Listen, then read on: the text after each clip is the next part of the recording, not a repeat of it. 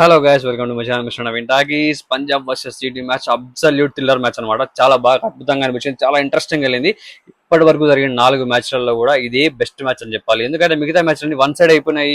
ఆ టీం మొత్తం డామినేట్ చేయడం జరిగింది అనమాట. ఇక్కడ డామినేట్ చేసినప్పటికీ టర్న్లు, ట్విస్టులు, రకరకాలుగా మ్యాచ్ కొద్దిసేపు అయితే ఇబ్బంది పెట్టేసింది. వర్షం పడుతుంది, ఒక సైడ్ వర్షం పడి ఎక్కడ ఆగిపోతుందో నాకు డౌట్. కానీ వర్షం పడుతూ ఉండగానే మ్యాచ్ చిన్నగా డిస్టర్బెన్స్ లేకుండా మ్యాచ్ రన్ అవ్వడానికి ఆ వర్షం కూడా అటు ఇటుగా పడుతూ పోతూ వీళ్ళేమో మ్యాచ్ కంటిన్యూ చేసే విధంగా ఉండి వికెట్లు పడకుండా ఒక్కొక్కసారి వన్ సైడ్ మ్యాచ్ అయిపోయింది అనిపించి ఇట్లా ఇన్ని రకాలుగా అనిపించింది అనమాట. మీకేమనిపించింది? నాకైతే చాలా కొంచెం థ్రిల్లింగ్ మ్యాచ్ లాగా అనిపిస్తుంది అనమాట. బాగుంది. సో ఇప్పటి వరకు చూసిన మ్యాచ్లో ఇది బెస్ట్ మ్యాచ్ అని చెప్తాను. మిగతావన్నీ ఓకే, 200 స్కోర్ కొట్టినప్పటికీ బీభత్సం అనమాట. అవి వన్ సైడ్ అయిపోయినాయి. ఇక్కడ 163 స్కోరే కొట్టారు, కానీ కూడా అబ్సల్యూట్ థ్రిల్లర్ మ్యాచ్ అనమాట. అంత బాగుంది. శ్రేయాస్ అయ్యర్ పంజాబ్ లో మ్యాచ్ టాస్ గెలిచి ఫీల్డింగ్ తీసుకున్నాడు. బౌలింగ్ అద్భుతంగా వేశారు, 163కి కట్టడి చేశారు. జీటీ ఇక్కడ ముగ్గురు మీదనే ఆధారపడింది. ఒకటి శుభ్మాన్ గిల్, సాయి సుదర్శన్, అలాగే జాస్ బట్లర్. తర్వాత వచ్చిన బ్యాట్స్మెన్స్ ఎవరు కూడా కన్సిస్టెన్సీ మెయింటైన్ చేయట్లేదు, ఎవరు సరిగ్గా ఆడట్లేదు. దానివల్ల గుజరాత్ కి బ్యాటింగ్ పెద్దగా ఎఫెక్టివ్ గా అనిపించలేదు.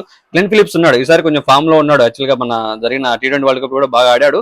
బట్ ఈసారి అందుకే తనకి ఈ 11 లో ప్లేస్ ఇవ్వడం జరిగింది. వీళ్ళు బిఫోర్ దాట్ ఇంకొకటి ఏంటంటే రుతర్ఫర్డ్ ని వదిలేయడం పెద్ద తప్ప అనిపించింది. రుతర్ఫర్డ్ మంచి ప్లేస్, మంచి నాక్ ఆడేవాడు. వచ్చిన ప్రతిసారి కూడా ఇంపాక్ట్ ప్లేయర్ గా తెచ్చి పెడతారు. ఇంపాక్ట్ ప్లేయర్ గా వచ్చిన ప్రతిసారి కూడా స్కోర్ బీభత్సం కొట్టేసి వెళ్ళిపోయేవాడు. కానీ ఈసారి మనకు ఇందులో రుతర్ఫర్డ్ లేకపోయిన లోటు బాగా కనపడిందని చెప్పాలి.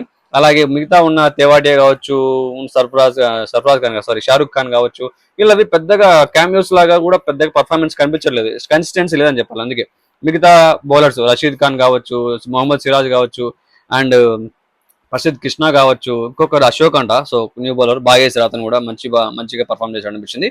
సో ఇదనమాట. గుజరాత్ పరంగా అయితే వాళ్ళ ముగ్గురు మీద ఆధారపడింది బ్యాటింగ్. మిగతా బౌలింగ్ మాత్రం బానే ఉంది. మిగతా అంటే బ్యాటింగ్ లో ముగ్గురు మీద ఆధారపడిన బౌలింగ్ లో మాత్రం కొంచెం స్ట్రాంగ్ గానే ఉంది, పర్లేదు అనిపించింది. నెక్స్ట్ పంజాబ్ విషయానికి వస్తే చేజింగ్ లో దిగిన పంజాబ్ అంటే 163 కట్టడి చేసిన తర్వాత చేజింగ్ దిగిన పంజాబ్ వచ్చి సిమ్రాన్ సింగ్, ప్రియాంశ్ ఆర్య ఓపెనింగ్ దిగారు. ప్రియాంశ్ ఆర్య తొందరగా అవుట్ అయిపోయాడు, ఎక్కువసేపు ఉండలేదు. అలాగే సిమ్రాన్ సింగ్ మంచి నాక్ ఆడాడు, చిన్న క్యామియో అయినా 37 రన్స్ ఆల్మోస్ట్ కొట్టి మంచి నాక్ ఆడి వెళ్ళిపోయాడు.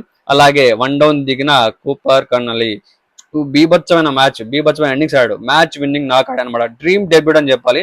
ఐపీఎల్ లో డెబ్యూటెంట్ గా ప్లేయర్ ఆఫ్ ది మ్యాచ్ కొట్టాడు అనమాట. అంత మంచి నాక్ ఆడాడు. ప్రెషర్ సిచ్యువేషన్స్ హ్యాండిల్ చేసుకుంటూ మ్యాచ్ ని ముందుకు తీసుకెళ్లిపోయి ఫైనల్ గా మ్యాచ్ గెలిపించాడు అనమాట. అంత బాగా ఆడాడు, నాకు బాగా నచ్చింది, బాగా అనిపించింది. శ్రేయాస్ అయ్యర్ ప్లేస్ ని తనకిచ్చి ఆడిచ్చాడు అనమాట. అలాంటప్పుడు ఆ ప్లేస్ ని ఎలా యూజ్ చేసుకోవాలో అంతకంటే బాగానే యూజ్ చేసుకున్నాడు. శ్రేయాస్ అయ్యర్ 2 దిగిన తర్వాత కూడా పెద్దగా ఆడలేదు. ఆ తర్వాత వచ్చిన స్టోయిన్స్ కావచ్చు, ఎన్సెన్ కావచ్చు, వీళ్ళందరూ కూడా పెద్దగా ఆడలేకపోయారు. ఎందుకు అంటే 11 ఓవర్స్ వరకు కూడా వికెట్ పడలేదు. చాలా డామినేట్ చేశారు పంజాబ్. మొత్తం స్కోర్ కూడా బీభత్సం కొట్టేశారు. అప్పటికే ఆల్మోస్ట్ మ్యాచ్ మొత్తం చేజారిపోయింది, పంజాబ్ చేతిలోకి వచ్చేసింది. గుజరాత్ చేతిలో ఏం లేదు. ఇంకా వీళ్ళు చేతులు ఎత్తేయకుండా స్టిల్ ఇంకా పోరాడడం మొదలు పెట్టారు. 12th ఓవర్ వరకు ప్రసిద్ధ్ కృష్ణ తీసుకుని రాకపోవడము పెద్ద మిస్టేక్ అనిపించింది. 12th ఓవర్ లో తీసుకొచ్చారు. అప్పుడు 12th ఓవర్ వేసిన ప్రసిద్ధ్ కృష్ణ 1 వికెట్ 2 వికెట్లు వేశారు. తర్వాత నుంచి 2-3 వికెట్లు పడ్డాయి వరుసగా. అంటే అక్కడ నుంచి ఒక 20 బాల్స్ లో 4 వికెట్లు, 20-30 బాల్స్ లో 4 వికెట్లు వరుసగా పడడం వల్ల ప్రెషర్ పెరిగిపోయి మ్యాచ్ అనేది మొత్తం ఒక్కసారిగా జీటీ వైపు కూడా కొంచెం అవకాశం ఉంది అనిపించేట్టుగా తిరిగింది అనమాట. అది కొంచెం ట్విస్ట్ టర్న్ అయింది అనమాట. అక్కడ నుంచి ఒక సైడ్ వర్షం పడుతుంది కానీ ఎక్కువ ఇబ్బంది పెట్టలేదు, లైట్ గా చినుకులు పడుతున్నాయి. మరి అది బౌలర్లకు ఇబ్బందికరంగా మారిందా లేదా అని ఆలోచించాల్సిన విషయం కూడా లేదు. ఎందుకంటే ఆ టైంలోనే వికెట్లు కూడా పడ్డాయి. కానీ ఇది బ్యాట్స్మెన్స్ కి బాగా యూజ్ అవ్వాలి వర్షం పడితే. అలాంటిది వాళ్ళకి వాళ్ళ చేతిలో స్కిడ్ అవుతుంది కదా, బాల్ తడిగా ఉంటే స్కిడ్ అవుతుంది, కరెక్ట్ లైన్ వేయలేరు, కరెక్ట్ గా పిచ్ పడదు. సో అది ఎక్కడ బట్టి వెళ్తే అర్థం కాదు, బ్యాట్ మీద ఈజీగా వచ్చేస్తుంది. అలాంటప్పుడు మరి బౌలింగ్ కి బాగా సహకరించని చెప్పాలి. ప్రసిద్ధ్ కృష్ణ ఎప్పుడు వచ్చినా కూడా వికెట్ టేకింగ్ బౌలర్ అనమాట. Last time purple cap holder, ఆయన మీద నమ్మకం ఎక్కువ ఉంచుతారు. అందుకే ఇంపాక్ట్ ప్లేయర్ గా అప్పుడు తీసుకురావడం జరిగింది. అంత లేట్ గా ఎందుకు తీసుకొచ్చారు అనిపిస్తుంది నాకైతే. ఆ టైంలో అనేది ముందే తీసుకొచ్చి ఉంటే, వికెట్లు ముందుగానే పడి ఉంటే, ఆ కూపర్ కర్నల్ ముందే అవుట్ అయిపోయి ఉంటే ఇంతవరకు మ్యాచ్ వచ్చేది కదా, పంజాబ్ ఓడిపోయేది. ఇక్కడ అది కూడా ఛాన్స్ ఉంది. మరి వాళ్ళు ఏం ఆలోచించారో తెలియదు, వాళ్ళ కెప్టెన్ ఏం ఆలోచించారో తెలియదు, వాళ్ళ మేనేజ్మెంట్ ఏమనుకున్నారో తెలియదు. 12th ఓవర్ లో తీసుకురావడము, అక్కడ నుంచి వికెట్లు పడ్డము, కొద్దిసేపు ఏమో గుజరాత్ వైపు మ్యాచ్ తిరిగింది అన్నట్టు అనిపించింది అనమాట.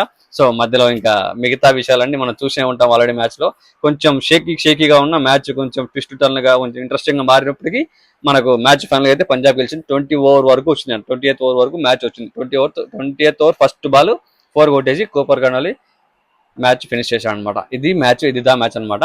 సో ఓవరాల్ గా అయితే మళ్ళీ కూపర్ కర్నల్కి మంచి ఒక గుర్తింపు అయితే వచ్చిందని చెప్పాలి ఈ మ్యాచ్ తో. మరి నెక్స్ట్ మ్యాచెస్ ఎలా ఆడతారు చూడాలి. ఇది పంజాబ్ అండ్ జీటీకి సంబంధించిన మ్యాచ్ యొక్క విశేషాలు, ఆ సిచ్యువేషన్ అనాలిసిస్ బాగుంది అనిపించింది. ఇలాంటి మ్యాచెస్ ఇంకా మరిన్ని ఇంకెన్నో చూడబోతున్నాం ఈ సిరీస్ అయ్యే లోపల.